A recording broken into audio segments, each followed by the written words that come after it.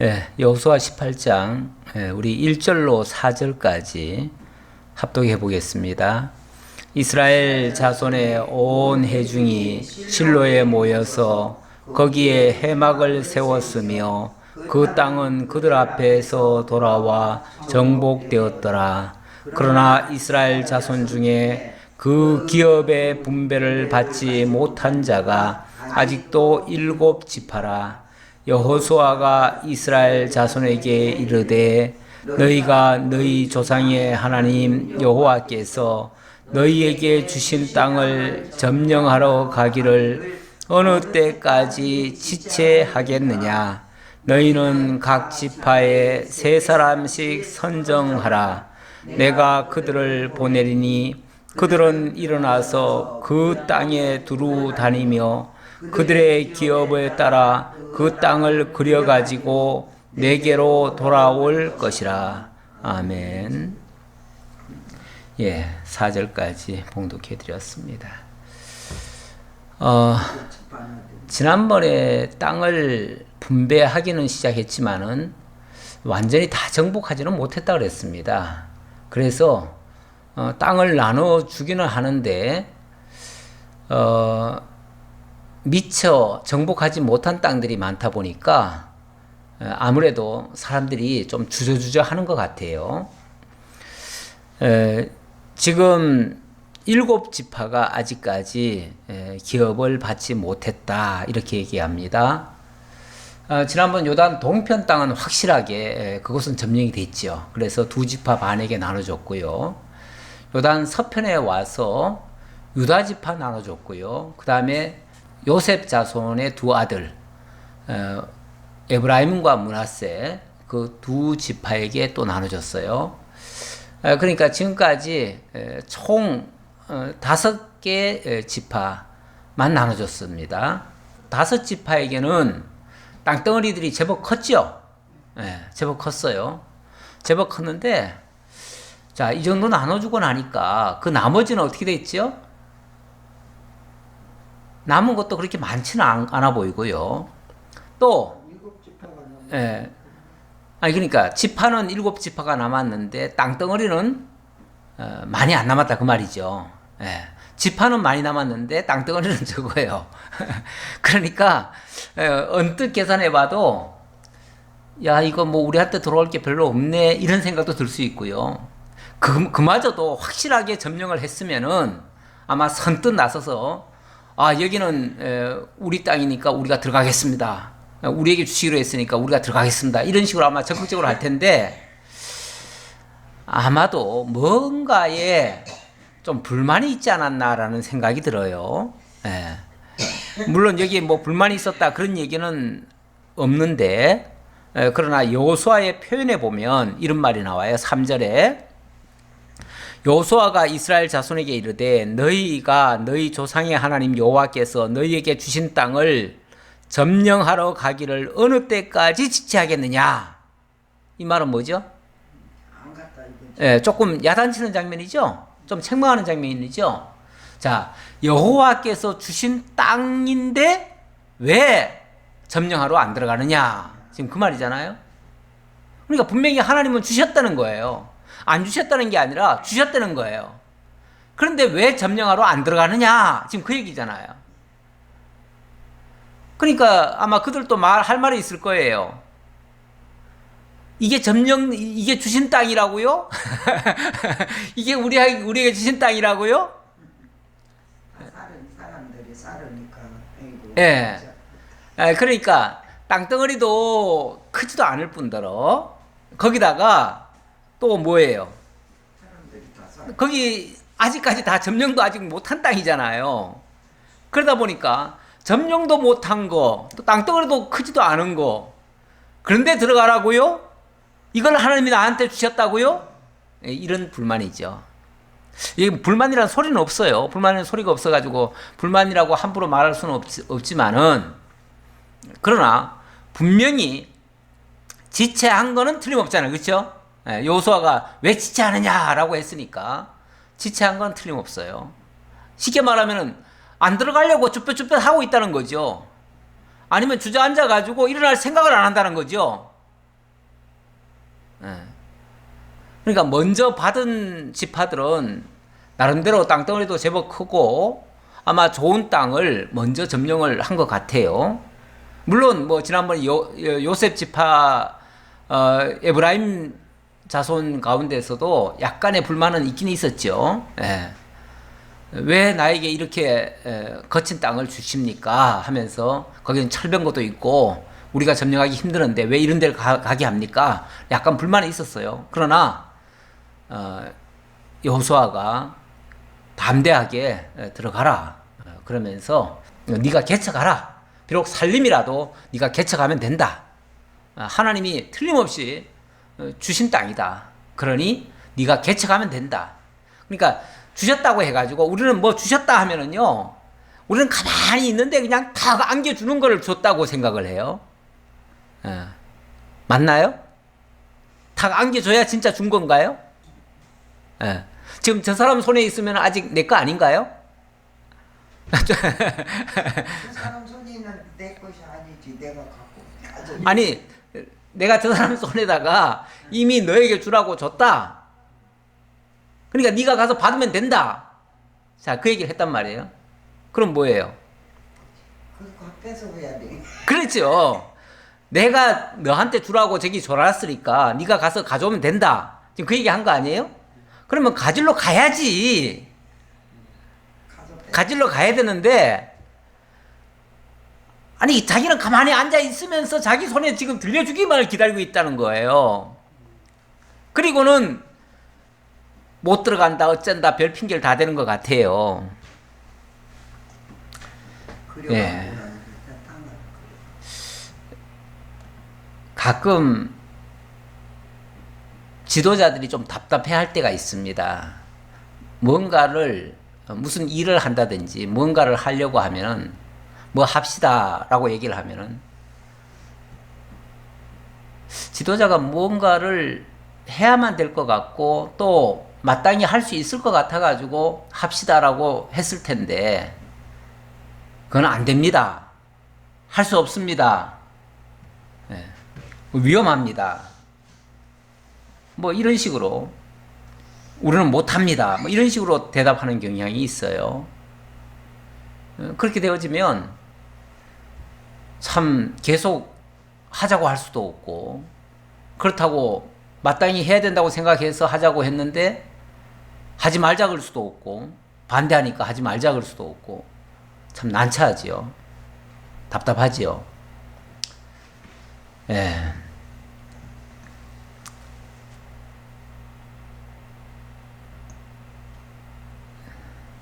아마 그렇게 해가지고 한 번, 두 번, 제안했다가 안 하려고 하면은, 그다음부터는 아마 할 의욕도 없고요.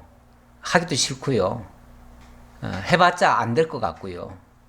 아마 같이 아마 포기할 수도 있을 거예요. 그런데, 앞장선 사람 입장에서는, 그럴 수가 없습니다. 그건 마땅히 해야 된다고 생각하고요. 또, 그게 옳다라고 인정을 하면 사실은 설득을 하든지 아니면 뭔가 어떻게 해서든지 한번 해보게끔 일단 시도라도 해보게끔 그렇게 해야 될 책임이 있습니다. 어찌 보면 지금 여호수아가 자, 이 땅은 하나님이 너희들에게 준 땅이니 너희들이 들어가라 라고 했어요. 근데 이런저런 핑계를 대고 지금 안 들어가는 거예요. 지금 안 들어가요. 뭐 이유는 많겠죠. 이유는 구체적으로 얘기는 안 했지만은 쉽게 말하면 한마디로 말하면 못한다는 거죠. 싫다는 거죠. 우리는 이런 데를 원하지 않았다는 거죠. 너무 무섭지. 예, 너무 답부터 달아주시지 말고 답을 미리 다 해버리면은 내가 할 말이 없어져. 일단은 좀 맞이 못하더라도 하자고 하면 한번 해보려고도 해야죠. 해보려고 해보고 그래도 안 되면 그때 가서 야 이거는 도저히 안 되겠습니다. 이렇게 나오는 게 맞지요. 그런데 아예 주저앉아가지고 안 하려고 하는 거는 그거는 사실은 믿음이 없거나 하나님의 약속을 안 믿거나 그 지도자의 말을 거역하거나 사실은 그런 모습이죠. 뭐든지 부정적으로 답하는 사람들이 있어요. 가끔 보면은. 뭐든지 좋은 걸 얘기해도 절대 안 된다는 거예요. 할 수 없다는 거예요. 그리고 못 한다는 거예요. 그리고 나자빠지는데 정말 때로는 답답하지요. 답답한데, 사실 우리가 예수를 믿는다고 하는 거는요, 솔직히 보이지 않는 하나님까지 믿는 사람들이에요. 그렇죠? 저 천지가 말씀으로 지어졌다는 것을 믿는 사람들이에요. 우리가 꼭 눈으로 다 봐야만 믿는 사람들이 아니에요. 때로는 말씀이 있으니까, 나는 이성적으로는 좀 안 믿어져도 말씀이 있으니까, 객관적인 자료가 있으니까, 그래서 그걸 믿는 거죠. 그걸 믿는다면은 나는 직접 못 봤어도 믿을 수 있어야죠. 믿어야 마땅한 거죠. 그게 믿음이죠. 내 눈으로 보기 전에는 절대 안 믿겠어. 그건 믿음 없는 사람 얘기죠. 내 손에 들려주기 전에까지는 나는 절대로 인정 안 하겠어. 그거야말로 정말 저 불신자 같은 사람들이죠. 우리는 그렇게 해서 꼭 믿는 사람들이 아니에요. 그게 정말 성경에 있는 말씀이고, 물론 뭐 우리가 개인 한 인간의 말을 믿으라는 얘기가 아니에요. 하나님의 말씀을 믿으라는 얘기죠. 하나님의 뜻이 분명하고 하나님의 약속이 있었다면, 그걸 전제하고 하는 말이에요. 하나님의 약속이 있었다면 그 약속은 틀림없이 이루어질 것이라고 하는 그런 전제하에 믿어야 되는 거죠. 그리고 그 말씀에 근거해서 또 하는 말이면 그 말은 믿어줘야 되는 거죠. 그러면은 아마 그 말씀으로 인해서 되어질 일들이 분명히 될 거예요. 될 건데, 우리는 지레 짐작으로 아니면 자기 경험으로 자기 생각으로 거절하는 경우가 참 많아요. 지금 여기 7지파도 냉정하게 말하면은 그렇게 지금 불순종하고 있다, 이렇게도 볼 수 있어요. 자, 그러면은 이렇게 불순종하는 백성이니까 그럼 뭐 포기하나요? 어쩌나요? 그래도 어떻게 해서든지 해봐야지요. 그렇죠? 어떻게 해서든지 하게 해야지요. 하게 하려면 어떻게 해요? 저들 눈으로 뭔가 좀 확인하게끔 그렇게라도 유도를 해봐야죠. 그래서 하는 내용이 뭐냐면 4절, 너희는 각 지파에 3사람씩 선정하라. 내가 그들을 보내리니 그들은 일어나서 그 땅에 두루다니며 그들의 기업에 따라 그 땅을 그려가지고 내게로 돌아올 것이라. 너희들이 자꾸 못 믿어서 그러는 것 같은데, 그러면 좋다. 너희들 중에서 3사람씩 뽑아가지고 직접 너희들 눈으로 가가지고 확인하고 그거 그려가지고 거기에 뭐가 있었는지 뭐 어떤 지형인지 그런 것들 다 그려가지고 가져와 봐라. 일단 그 사람들로 하여금 움직이게 하는 거죠. 뭔가 움직여야죠. 제가 기도 얘기할 때 그런 말씀 드렸지만, 뭔가 자기 뜻을 이루려고 간철시키려고 앉아가지고 무릎 꿇고 맨날 며칠 기도만 하는 사람들이 있어요. 있는데 사실 그래가지고는 아무것도 안 이루어집니다. 그 기도를 통해서 하나님의 뜻이 무엇인지 알았으면 그 방향으로 일어나서 걸어가야지요. 그리고 그 하나님의 뜻을 따라서 뭔가를 행해야지요. 뭔가라도 움직여야죠. 그래야 그것이 이루어지고 하나님의 뜻이 이루어지는 것을 우리 눈으로 확인할 수가 있죠. 기도만 하고 앉아가지고 하나님이 응답을 하니 안 하니 이러고 앉았으면은 어떻게 그게 이루어져요? 그래서 어찌 보면 여호수아가 조금 답답한 마음에 그들에게 움직이게 하려고 너희들 3명씩 대표 뽑아봐. 너희들이 원하는 사람들, 너희들이 믿을 만한 사람들 한번 세워줘봐. 그러면 그 사람들 내가 시켜가지고 그곳의 지형이라든지 이런 것들을 다 그려오게 할게. 원래 사람은요, 그냥 생각으로는 부정적이었어도요, 뭔가를 직접 보면은 마음이 달라집니다. 일종의 그걸 뭐라고 그러냐면 견물생심이라고 그러죠. 직접 자기 눈으로 확인하고 나면 뭔가 가능성이 보이기도 해요. 그러니까 말로는, 생각으로는 절대 안 된다고 생각했다가도 직접 자기가 가가지고 자기 눈으로 보고 자기가 이렇게 보면은 그때는 뭔가 또 생각이 달라질 수 있어요. 어찌 보면 여호수아로서는 이게 어찌 보면 최선의 방법일 수 있어요. 가서 너희들 직접 그려와봐. 아니면은 뭐 여호수아가 미리 다 그려가지고 여기는 어느 지파, 여기는 어느 지파, 여기는 어느 지파 다 정해줄 수도 있어요. 있는데 내가 이렇게 하라 그러면은 누가 시켜가지고 나는 싫은데 시켜서 한다고 생각할 거 아니에요. 그러니까 그렇게 하지 말고 너희들이 가서 직접 그려봐, 그 말이죠. 직접 그려봐. 그러면 그들의 생각이 아마 거기가 좋아 보일 수도 있고요. 이 정도면은 살만하네 라는 생각도 들 수 있고요. 뭔가 좌우간 자기네들의 그 마음이 움직일 수 있도록 이렇게 하기 위해서 가서 직접 그려오라고 그랬습니다. 5절 그들이 그 땅을 7부분으로 나누되 유다는 남쪽 자기 지역에 있고 요셉 족속은 북쪽에 있는 그들의 지역에 있으니 그 땅을 7부분으로 그려서 이곳 4개로 가져오라. 그러면 내가 여기서 너희를 위하여 우리 하나님 여호와 앞에서 제비를 뽑으리라. 앞에 유다와 요셉 족속 얘기한 거는 이미 이 지역은 나눠 주었으니 그 지역 말고 이제 그 바깥쪽으로 있는 지역을 너희들이 그려와라 그 얘기죠.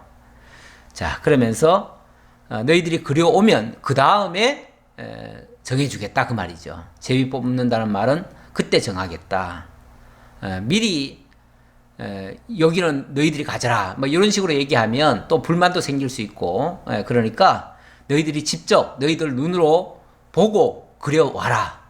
그러면 내가 제비 뽑아주겠다.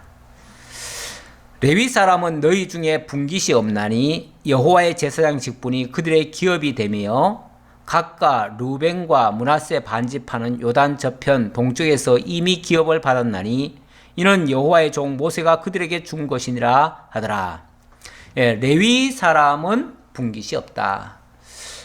지금 계속 분깃을 나눠주는 상태에서 레위는 예외다 그 말이죠. 레위는 기업을 따로 줄 거 없다. 그러니까 레위는 빠지고, 쉽게 말하면 지금 나머지 7지파에게 너희들 아직 기업 못 받았으니까 너희들이 받을 기업은 이쪽 지역이니까 여기를 다 그려와라. 그런데 레위는 해당 안 된다 그 소리죠. 그러니까 레위는 아예 그쪽을 생각도 하지 말라고 미리 딱 못을 또 박는 거죠. 그리고 또 루벤, 므낫세 반지파, 갓, 루벤, 므낫세 반지파, 여기는 이미 기업을 받았으니까 너희들도 해당 안 되고 그 말이죠. 너희들도 해당 안 되고. 그래서 지금 나머지 7지파에게만 하는 말이고 나머지들 이미 받은 지파는 해당 안 된다. 이제 이 소리를 한 거라고 볼 수 있습니다. 그래 놓고 제가 18장 1절에 이야기를 안 했는데요. 18장 1절 다시 한번 볼게요. 이스라엘 자손의 온 회중이 실로에 모여서 거기에 회막을 세웠으며 그 땅은 그들 앞에서 돌아와 정복되었더라. 자, 지금 정복 이야기 하다가 이미 정복된 곳은 나눠줬습니다. 나눠줬고, 그리고 여기는 지금 어디입니까? 실로에 모였다 그랬죠. 그동안 여호와의 그 회막이 어디 있었죠? 길갈이라고 하는 곳에 있었죠. 길갈이라고 하는 곳에 있었는데 거기서 옮겨와서 실로라고 하는 곳으로 이걸 실로에다가 거기다가 세워놨다. 그 말이죠. 그래서 이 실로는 나중에 사무엘 때까지 그곳에 머물러 있었다고 합니다. 그래서 하나님의 성전이 지어지기 전까지 물론 임시 해막이긴 하지만 그래도 그 땅은 이미 점령이 된 곳이라 확정적으로 그곳에다가 준비를 했다. 이런 얘기를 하고 있습니다. 자, 이 땅은 이미 정복했다는 얘기였고요. 그 다음 8절로 넘어갑니다. 자, 이렇게 여호수아가 명을 하니까 그 사람들이 일어나 떠나니 여호수아가 그 땅을 그리러 가는 사람들에게 명령하여 이르되 가서 그 땅으로 두루 다니며 그것을 그려 가지고 내게로 돌아오라. 내가 여기 실로의 여호와 앞에서 너희를 위하여 제비 뽑으리라 하니 그 사람들이 일단 거기까지요. 자, 여호수아는 여호와 앞에 실로에 있는 여호와 앞에 나는 여기 있겠다. 그리고 너희들은 가서 직접 가서 다 그려가지고 와라. 그러면은 내가 이 실로에서 너희들에게 나눠주겠다. 실로는 바로 하나님이 계신 곳이라고 말할 수 있고요. 결국 하나님 앞에서 이 기업들을 나눠줄 것이다. 하나님 앞에서 공평하게 제비 뽑아서 너희들에게 나눠줄 것이다. 그 얘기죠. 뭐 어찌 보면 하나님께서 이미 다 정한 땅이긴 한데 그래도 여호수아가 일방적으로 나눠주면 일방적으로 나눠줬다. 뭐 사람들에게 자기 좋은 대로 이렇게 나눠줬다. 또 이렇게 얘기할 수도 있으니까 그렇게 하지 못하도록 하기 위해서 다 직접 그려오게 하고 그걸 가지고 또 다시 제비를 뽑고 이렇게 합니다. 그 사람들이 가서 그 땅으로 두루 다니며 성읍들을 따라서 7부분으로 책에 그려서 실로 진영에 돌아와 여호수아에게 나아오니 여호수아가 그들을 위하여 실로의 여호와 앞에서 제비를 뽑고 그가 거기서 이스라엘 자손의 분파대로 그 땅을 분배하였더라. 자, 이렇게 해서 잠시 어찌 보면 약간의 소동 같기도 했는데 어쨌든 결론적으로는 잘 됐습니다. 결국 각 지파가 자기네들이 직접 참가하면서 일방적으로 나눠준 것이 아니라 자기네들도 가서 직접 그려가지고 오게 해서 그래서 제비 뽑음으로써 나중에 불만이 없도록 분명히 불만이 있었던 것 같아요. 있었던 것 같은데 더 이상 불만이 일어나지 않도록 그렇게 조치를 했다. 자, 이렇게 볼 수 있고요. 자, 그 다음 11절부터는 자, 이렇게 해서 기업들을 다시 나눠주기 시작하는데 베냐민 자손부터 나눠주네요. 베냐민 자손 지파를 위하여 그들의 가족대로 제비를 뽑았으니 그 제비 뽑은 땅의 경계는 유다 자손과 요셉 자손의 중간이라. 유다 자손과 요셉 자손의 중간이라. 유다 지역이 제법 컸지요. 그리고 그 위쪽으로는 요셉 자손의 이제 그 두 지파죠. 요셉 자손 두 지파. 바로 에브라임과 므낫세 지역의 땅을 나눠줬어요. 그리고 어찌 보면 짜투르기 같이 조금 있어요. 예.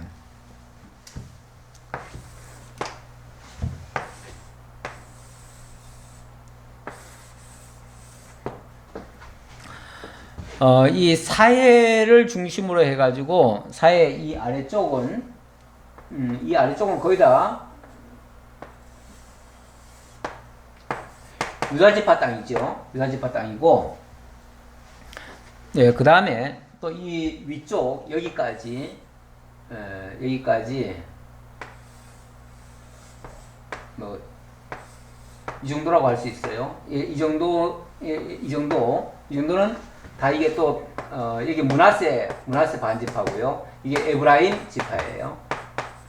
자, 그러고 나니까 자, 여기 땅이 한 요만큼 남았어요. 요만큼 남고 이쪽에 요만큼 남았는데 지금 요 지역을 베냐민에게 준다는 얘기예요. 네. 지금 그 지역을 이렇게 소개를 하고 있습니다. 유다 자손과 요셉 자손의 중간이라. 이 유다 자손과 요셉 자손의 중간이다 그 말이죠. 요 중간에 요 사이에 끼어 있다 그 말이죠. 그들의 북방 경계는 요단에서부터 여리고 북쪽으로 올라가서 서쪽 산지를 넘어서 또 올라가서 베다웬 항무지에 이르며 그 경계가 거기서부터 루스로 나아가서 루스 남쪽에 이르나니 루스는 곧 베델이며 또 그 경계가 아달로 내려가서 아래 베토롯 남쪽 산 곁으로 지나고 베토론 앞 남쪽 산에서부터 서쪽으로 돌아 남쪽으로 향하여 유다 자손의 성읍 기럇바알 곧 기럇 여아림에 이르러 끝이 되나니 이는 서쪽 경계며 뭐 베델 이 북쪽으로는 베델 여기 베델 정도 여기 기럇 여아림 이제 뭐 그 얘기예요. 그러면서 요 경계와 요 경계 서쪽 경계 북쪽 경계 또 그 다음은 이제 또 남쪽 경계 남쪽 경계는 기럇 여아림 끝에서부터 서쪽으로 나아가 넵도아 물 근원에 이르고 르바임 골짜기 북쪽 흰놈의 아들 골짜기 앞에 있는 산 끝으로 내려가고 또 흰놈의 골짜기로 내려가서 여부수 남쪽에 이르러 엔로게엘로 내려가고 또 북쪽으로 접어들어 엔 세메스로 나아가서 아돈민 비탈 맞은편 글리로스로 나아가서 루벤 자손 보한의 돌까지 내려가고 이렇게 이제 뺑뺑 돌아가면서 이 지명들을 얘기를 하고 위로 올라가니까 여기 이제 므낫세 자손이 살고 있는 지역까지 올라갔다 그 얘기예요. 북으로 아라바 맞은편을 지나 아라바로 내려가고 또 북으로 벳 호글라 곁을 지나서 요단 남쪽 끝에 있는 염해 북쪽 해만이 그 경계의 끝이 되나니 이는 남쪽 경계며 동쪽 경계는 요단이니 이는 베냐민 자손이 그들의 가족대로 받은 기업의 사방 경계였더라. 동쪽은 이 요단강 줄기에 있다 그 말이죠. 그러니까 뭐 땅도 크지도 않은데 지명이 여러 개 나오니까 매우 커 보이지만은 실제로는 지역적으로는 작아요. 베냐민 자손의 지파가 그들의 가족대로 받은 성읍들은 여리고와 벳 호글라와 에멕 그시스와 벳 아라바와 스마라임과 베델과 아임과 바라와 오브라와 그발 암모니와 오브니와 게바인이 12성읍과 또 그 마을들이며 그런데 이 땅은 작은데요. 위쪽으로는 이제 베델이 있고 아래쪽으로는 기럇 여아림이 있고 뭐 이렇게 몇 군데 좀 그래도 우리에게 생소하지 않은 그런 이름들이 조금 나와요. 기브온이 나오고 뭐 이렇게 나오는데 요 안에 들어있는 성읍이 12성읍이다 그 말이죠. 12성읍과 그 마을들이며 기브온과 라마와 부에록과 미스베와 그비라와 모사와 레겜과 이르부엘과 다랄라와 셀라와 엘렙과 여부수 곧 예루살렘과 기부악과 기럇이니 14성읍이요 또 그 마을들이라 이는 베냐민 자손이 그들의 가족대로 받은 기업이었더라. 아까 좀 위쪽으로 아마 12성읍 얘기했고 또 아래쪽으로 또 14성읍 또 얘기를 한 것 같습니다. 이렇게 해서 그렇게 되면은 12과 14이면은 26인가요? 26성읍이네. 뭐 그렇게 그래도 성읍이 26개 정도의 성읍을 가질 정도로 뭐 그렇게 크다고는 할 수 없습니다. 크다고는 할 수 없는데 어쨌든 그 정도의 성읍을 차지하게 됐다라는 말입니다. 그런데 아까 참 베냐민 자손 조금 얘기를 좀 덜하고 넘어갔는데요. 그 11절에 보면요. 그 제비 뽑은 땅의 경계는 유다 자손과 요셉 자손의 중간이라 이런 말이 나왔죠. 그리고 여기에 예루살렘도 있다고 그랬잖아요. 그러니까 어찌 보면은 땅은 작은데 굉장히 중요한 도시가 있어요. 아무래도 나중에 이게 예루살렘이 성도가 되잖아요. 수도가 되잖아요. 그리고 또 에브라임과 유다 어찌 보면 하나님께로부터 가장 많은 복을 받은 지파인데 그 사이에 끼어 있어요. 그 사이에 끼어 있다고 하는 것은 사실은 보호를 받고 그 날개 아래에 있다 이런 표현이 있었는데 바로 그렇게 그러니까 작지만은 어찌 보면 요충지를 받은 셈이고요. 예, 그래서 작지만 오히려 좋은 땅이라고는 말할 수 있겠죠. 사실 이 베냐민 지파가 누구죠? 베냐민 지파는 야곱이 가장 사랑했던 아내가 라헬입니다. 라헬이고 이 라헬이 아들을 둘 낳았는데요. 하나가 요셉이고요. 그리고 또 하나가 베냐민입니다. 그래서 베냐민이 사실은 막내지요. 막내인데 이 베냐민을 낳다가 그만 라헬이 죽습니다. 그러다 보니까 그 어미를 잃은 이 베냐민이 야곱으로서는 아주 특별할 수밖에 없어요. 굉장히 사랑을 많이 주었지요. 사실은 요셉도 굉장히 사랑했어요. 왜냐하면 그 요셉과 베냐민 그 어미가 되는 그 라헬을 특별히 사랑을 했어요. 원래 야곱이 처음 결혼을 하려고 했을 때에 이 라헬을 사랑했었거든요. 그래서 결혼을 하려고 했는데 그 아버지가 라헬을 안 주고 그 언니 레아를 줬지요. 레아를 주는 바람에 어쩔 수 없이 결국 2번 장가간 셈이 돼버렸어요. 그래서 2번 장가를 갔는데 그래도 한결같이 야곱은 이 라헬을 사랑했어요. 그래서 다른 그 아내들은 사실은 아내가 정식으로는 둘이고요. 둘은 여종이었어요. 그래서 4명이 됐지만은 결국은 이 라헬만을 사랑했어요. 사랑했는데 그 라헬의 자식이 요셉과 베냐민이거든요. 그래서 어려서도 이 요셉은 색동옷을 입혔다고 그랬잖아요. 색동옷을 입히고 베냐민도 마찬가지로 색동옷을 입혔겠죠. 특별히 사랑했으니까. 그리고 무슨 일을 시키면은 그 형들한테만 시키고 동생들에게는 일을 잘 안 시켰어요.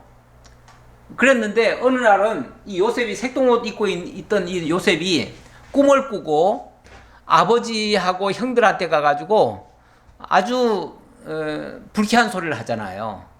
형님들의 별이 나에게 절을 합디다 이런 얘기를 하잖아요. 그 말을 듣고 형들이 막 붕괴를 해가지고 저놈 때문에 우리가 아버지로부터 사랑을 못 받는다. 저놈을 없애야 된다. 이런 생각을 해가지고 결국에는 이 요셉을 어떻게 합니까? 형들이 팔아버리잖아요. 없애려고 했죠. 없애려고 하니까 결국은 이제 아버지는 그 요셉을 이제 없애려고 해가지고 먼 나라로 팔아버리니까 결국 요셉이 없어져 버린 거죠. 잃어버린 거죠. 잃고 나니까 이 야곱이 이 베냐민을 더 끔찍히 품에 안고 내려놓지를 못해요.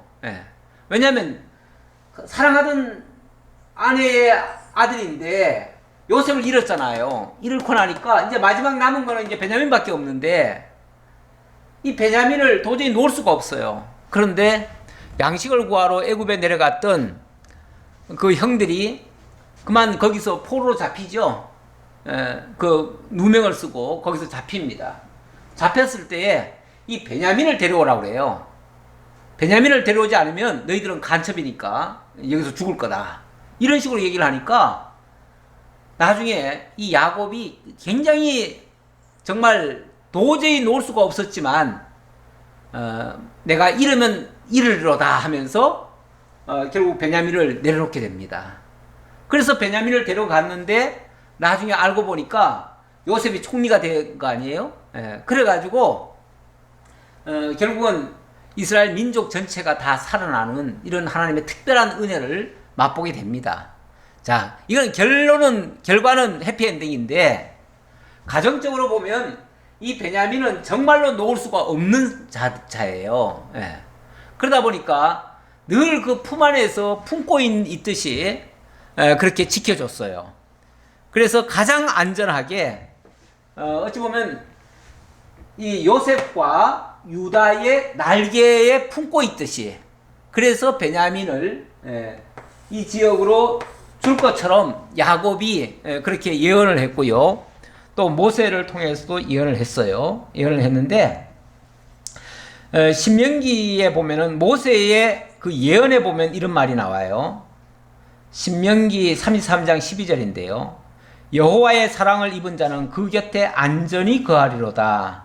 여호와께서 그를 날이 맞도록 보호하시고 그로 자기 어깨 사이에 처하게 하시리로다. 이렇게 축복을 해줘요. 이렇게 축복을 해줬는데 지금 이 베냐민이 결국은 이 요셉 지파와 유다 지파 사이에 그 어깨 사이에 이렇게 머물게 되는 거죠. 그 날개 아래 보호를 받게 되는 거죠. 그래서 여호와의 사랑을 입은 자라고 이렇게 칭하죠. 그래서 이 베냐민이 어찌 보면 특별한 그런 사랑을 받은 지파긴 해요. 나중에 이 베냐민에게서 첫 왕이 등장하기도 하지요. 그런데 이제 교만해져 가지고 나중에 좀 실패는 하긴 하지만은 어쨌든 그런 특별한 사랑을 받은 지파였다라는 정도까지 말씀드리고요. 자, 그 다음 시몬 자손의 이야기를 합니다. 19장으로 넘어가면요. 둘째로 시몬 곧 시몬 자손의 지파를 위하여 그들의 가족대로 제비를 뽑았으니 그들의 기업은 유다 자손의 기업 중에서라. 자, 그런데 시몬 지파는 기업이 따로 있는 게 아니고요. 어디 있다고요? 유다 자손의 안에 있다. 유다 자손에게 있다. 그렇게 얘기를 합니다. 유다 자손에게 있다는 말은 유다 땅 가운데서 차지하는다 그 말이에요. 나중에 그 지도를 보면요. 지도에서 확실하게 이 말씀 그대로 이루어지는 장면이 나오는데 지금 제가 아까 여기 움푹 파이게 이렇게 했어요. 움푹 파이게 했는데 바로 여기가 시므온 지역이 돼요. 시므온 땅이 돼요. 그래서 유다 자손의 기업 중에서 받는다 그 말이에요. 그러니까 이미 유다 자손에게 기업을 아래 지역을 사실 다 준 거 아니에요? 줬는데 그 중에 일부를 시므온에게 주는 것처럼 이것도 물론 예언이 그렇게 돼 있었어요. 예언이 돼 있어 가지고 그들에게 나눠준다는 겁니다. 일찍이 야곱이 시므온에게 그 축복할 때 보면 창세기 49장 7절에서 그 노여움이 혹독하니 저주를 받을 것이요 분기가 맹렬하니 저주를 받을 것이라. 이건 물론 저 레위 지파하고 같이 나눠서 같이 얘기할 때 묶어서 얘기했는데요. 그들을 야곱 중에서 나누며 이스라엘 중에서 흩으리로다 이렇게 얘기했는데 물론 이 말씀은 레위 지파에게 해당되는 얘기가 돼버렸고 시므온에게는 사실은 별도의 기업 약속이 없었어요. 어찌 보면 시므온은 기업을 받을 자격이 못 되었던 거예요. 못 되었는데 그래서 이 유다 지파 사이에서 좀 얻어 사는 것 같은 느낌. 왜냐하면 유다 자손의 기업 중에서라 이렇게 얘기하잖아요. 기업 중에서란 말은 그 기업 중에서 일부를 받아서 산다 그 얘기잖아요. 그들이 받은 기업은 브엘세바 곧 세바와 몰라다와 하살 수알과 발라와 에셈과 엘둘락과 부둘과 호르마와 시글락과 벳 말가북과 하살 수사와 벳 르바옥과 사루헨이니 13성읍이요 또 그 마을들이며 또 아인과 림몬과 에델과 아산이니 4성읍이요 또 그 마을들이며 또 네겝의 라마 곧 바랏 부엘까지 이 성읍들을 둘러있는 모든 마을들이니 이는 시므온 자손의 지파가 그들의 가족대로 받은 기업이라. 시므온 자손의 이 기업은 유다 자손의 기업 중에서 취하였으니 이는 유다 자손의 분깃이 자기들에게 너무 많으므로 시므온 자손이 자기의 기업을 그들의 기업 중에서 받음이었더라. 그러니까 원칙적으로는 다 유다 자손에게 준 거예요. 줬는데 시므온께 따로 없었던 거예요. 그러니까 유다 자손이 쉽게 말하면은 시므온에게 어쩌면 유다와 시므온은 형제거든요. 형제인데 원래 형제였는데 좀 띄워준 거예요. 띄워줬는데 여기는 지금 쭉 열거된 이름들이 제 입에 이렇게 달라붙는 그 지명은 한 두 군데밖에 없어요. 예. 부엘이라고 하는 곳, 부엘세바. 예. 뭐 이거밖에는 없어요. 이 부엘세바는 일찍이 뭐 했던 곳이죠? 그 부엘세바 그 샘물 샘 팠던 곳이죠. 이삭이 샘 팠던 곳인데 이삭이 기근을 피해 가지고 남방으로 내려갔다가 샘을 판 그런 장소입니다. 그리고 여기 또 네겝이라는 말이 나오는데요. 네겝이라고 하는 것은 사실은 이 남방 지역이에요. 남방 지역의 사막 같은 곳이에요. 네겝 사막. 네게부라고 요즘은 네게부 사막 이렇게 얘기를 해요. 이 네게부 사막 그러는데 여기 사막이에요. 사막 일종의. 황량해요.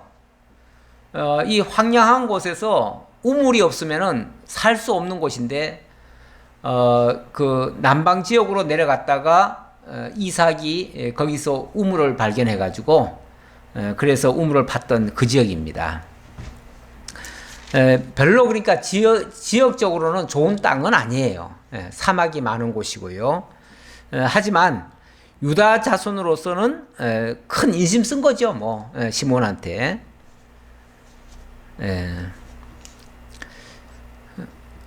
오늘 여기까지 할까요?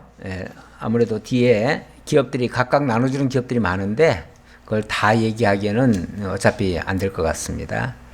9절까지 살펴보았습니다. 기도하겠습니다. 아버지 하나님 감사합니다. 우리 하나님 약속하신 대로 이스라엘 12지파에게 점령한 땅들을 나눠주고 있습니다. 하지만 받은 지역이 마음에 들지 않아서 불만을 터뜨리고 하나님의 말씀에 순종하지 못하는 모습도 때때로 보이는 것을 저희들이 보았습니다. 아버지 하나님, 하나님이 주시는 땅 믿음으로 받으면은 참으로 큰 은혜로 다가올 텐데 믿음이 없어서 확신이 없어서 그 말씀이 믿어지지가 않아서 그래서 불순종하다가 때로는 어려움을 겪기도 하고 또 하나님의 놀라운 은혜를 발견하지 못할 때도 있습니다. 아버지 하나님, 오늘 살아가는 우리들에게도 하나님께서는 많은 것을 약속해 주셨고 우리로 하여금 믿고 나아가면 틀림없이 얻을 수 있는 그런 것을 저희들에게 허락해 주셨습니다. 하지만 저희들이 믿음이 없어서 점령하지도 못하고 또 때로는 원망과 불평으로 이렇게 할 때도 많습니다. 아버지 하나님, 저희들에게 하나님에 대한 믿음을 주시고 확신을 주시고 신뢰를 가지고 말씀을 믿고 나아가서 하나님의 능력의 영광을 발견할 수 있는, 그래서 하나님을 찬송할 수 있는 그러한 저희들의 믿음 다 될 수 있도록 함께해 주옵소서. 오늘도 베풀으시는 은혜 감사드렸고 예수님의 이름으로 기도하옵나이다. 아멘.